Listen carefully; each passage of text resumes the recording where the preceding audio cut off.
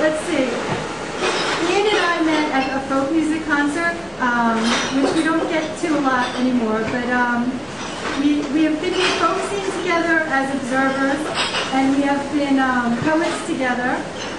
Ian, I like to tease, he's more of a performance poet than me. And I do a really good impersonation of him, but maybe that will be just a little bit too embarrassing. And we've also done politics and other wonderful things together, and it's nice to have somebody who you have so much in common with and you can accomplish great things with. Sometimes tedious things with. And also, I'm trying to think of what's the thing about Ian that just makes him special and unique, and that is that he has been and will be again the poet mascot of the great and mythical bands Nylon Steel. But this is Ian Mulder.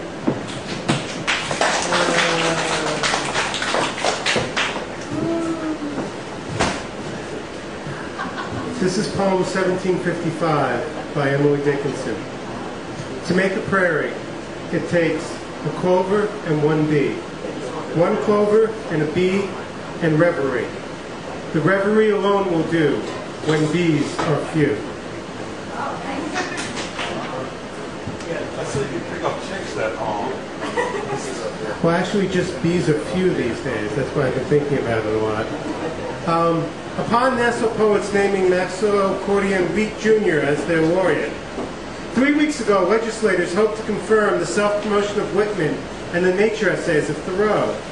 Reminded of a question, Wheat transplanted on Hempstead Plains, why are you standing out there? Politicians rejected him as chaff. Today, Wheat proclaims, what politicians forfeit, poets reclaim. When politicians fail to act, poets will. Removed from drawer of unfinished works, red pencil, health insurance companies, lines shortened for all. Villanelle on oilskin, workshop out repetition of smokestack doubts for couplet, tithing for windmills, waxing of solar cells. Poets displaced bullets with stanzas, depleted uranium with enjambment. Soldiers in Iraq returned in haiku.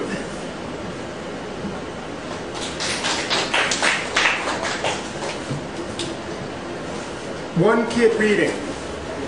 4 poems into the local publication party for his first full-length book. The reader apologizes for the repetition in the next piece. In used bookstore, the woman in brown coat searches through piles of books to tell the man with her that she loves him more than anything, and that pains her. Reading quicker and quicker, stanza after villanelle stanza, mixture of same characters, events, emotions, until the woman loves herself most. Circling on the back of the reading, I whisper to a friend, where the quickening style reminds her of post-Seder's sweet wine singing. One kid, which my father bought for criticism, hard God you, which increases stanza after stanza length and speed, one character at a time, through cats and dogs, a butcher and the angel of death until it reaches the Lord, who I learned at this reading is a lowly consumer, fixture of daytime TV, and confuser, trickster, of an okay hitchhiker. I stop my whispering as I hear the poet's son start to give what I thought was the promised introduction to the title poem. As I regained my vantage point, I realized that the poet was sitting down. And 11-year-old Ted Wallace was unexpectedly reading the title poem himself about how we move through life with the poise of his father.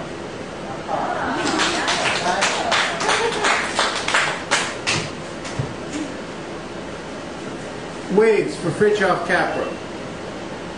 Molding solar ellipses, measuring continental crusts, aching to be still. Pointillist crests, canalizing troughs of sunlight, an emptiness closer to spirit than science. Narwhals, seahorses, starfish, plankton, packets of electromagnetic energy, viscera constantly shedding, re-identifying.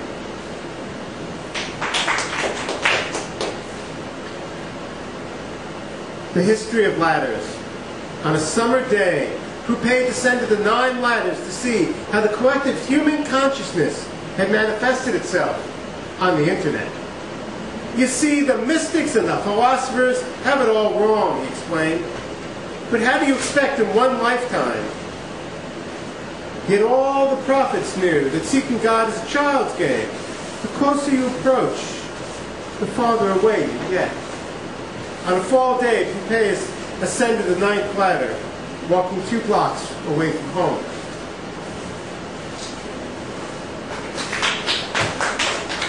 I'm not very good at following directions.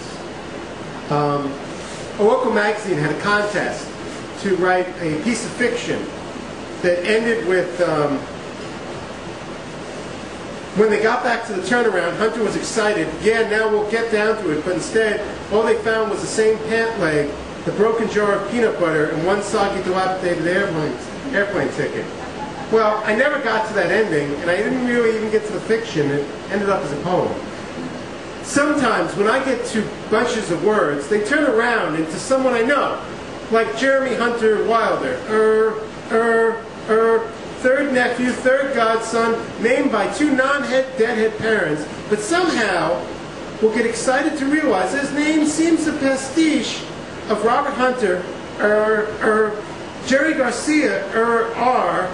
Now we are starting to get down to it. The first time I saw the Niels play at a rainy Clearwater Festival, full band, no kid. But instead, the second time was a backyard concert, very intimate, just as sisters, and stories about the baby who hated pants, to the point of inspiring the non-songwriting sister, found herself composing an opera about the same pants, pants, pants, pants, pants, pants, pants, the enemy named Pants. Turning back around to the second nephew, second godson, Ethan Wilder, when you get down to it, shares the same Eastern European Berlinski face and finicky eating habits. He'll eat peanut butter on a sandwich without jelly, but instead at his age, I would eat jelly sandwiches. Without breaking open the peanut butter jar, yeah, we get around to Joshua Paul Wilder, first nephew, first godson, the only one old enough to remember his paternal grandfather flew airplanes, who mourned soggy days when he couldn't feel the excitement of climbing into a dilapidated Cessna when he didn't need a ticket to break free of the sameness. This is dedicated to my friends in Nylon Steel. It's about a very strange night. Exit 39. Every great river knows that many sources seek a common path, raging together until they reach exit 39. One springs from the search of the royalty of spirit, seductions, dumbecks, and djembes, where dances rise from the go-round and the lion ends the night. Another flows across 3 counties, searching for acoustic poetry to the garden of my birth, the vault of someone's living room, only to find William Burroughs, Kansas, waiting in my desk drawer all the time. Paths cross at a show of ghosts and cats, where drummers are isolated, horns aloft. The distant brought near into a competition we didn't choose but were chosen for. The lion drives with his knees and rolls parchment between his fingers. The trunk is filled with cymbals and guitars. The eagle and the bear wear deadhead bootlegs. Stories of unknown meeting unroll from the silent. West we pass exit 39. A rockumentary scene on a spaghetti budget. Secondhand luxury.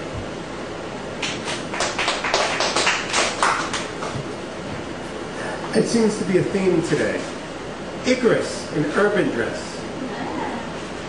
A gently fluttering, self-tied, hand-painted bow tie, streaked with swaths of indigo, turquoise, lilac, and ochre. Sails above a gray suit with pinstripes of mauve and emerald. One hand holding the stainless steel pole for balance, the other holding a decades-old copy of New Directions.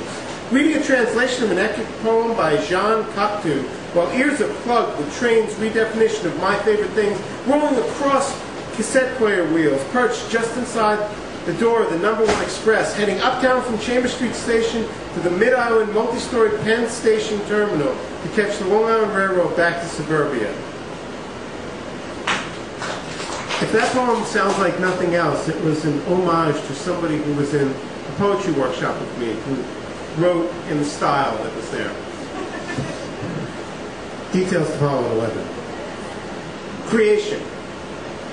Did old Walt pay child support for his 5 illegitimate children? Did he print their birth announcements in the Long Islander? Are their names in acrostics and leaves of grass? Were the 28 youths bathing by the shore his son and friends? Did they send him postcards from the Spanish-American War? How much did they get when Sotheby's auctioned off his hats and canes? Did they write Allen Ginsberg to demand royalties?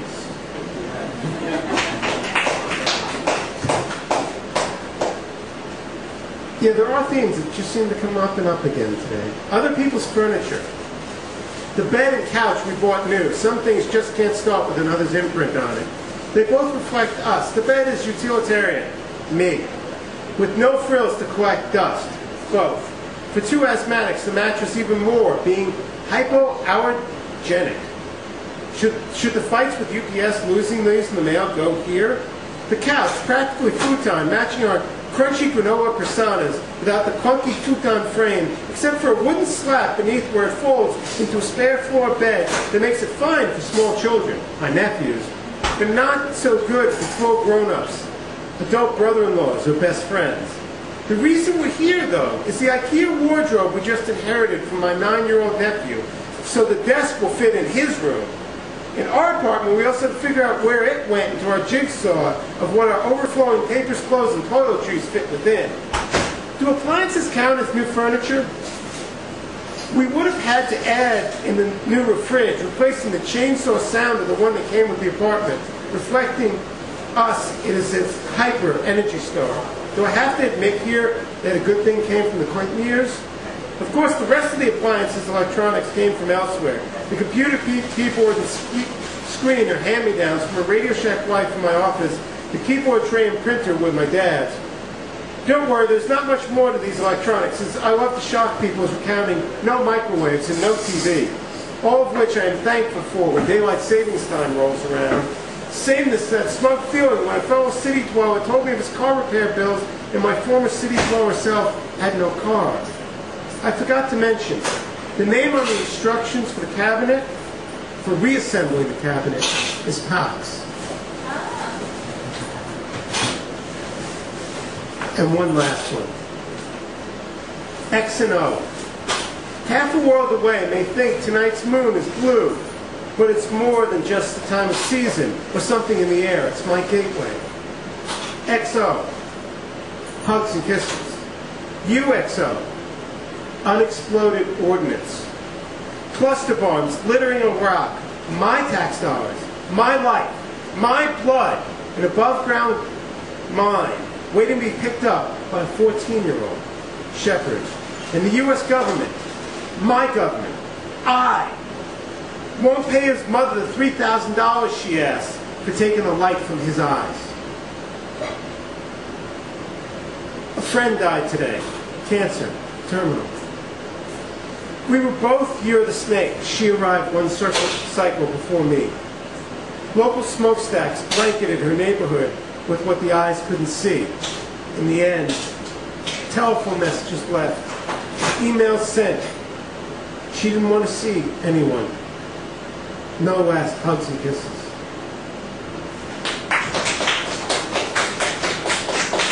Thank you everyone for coming.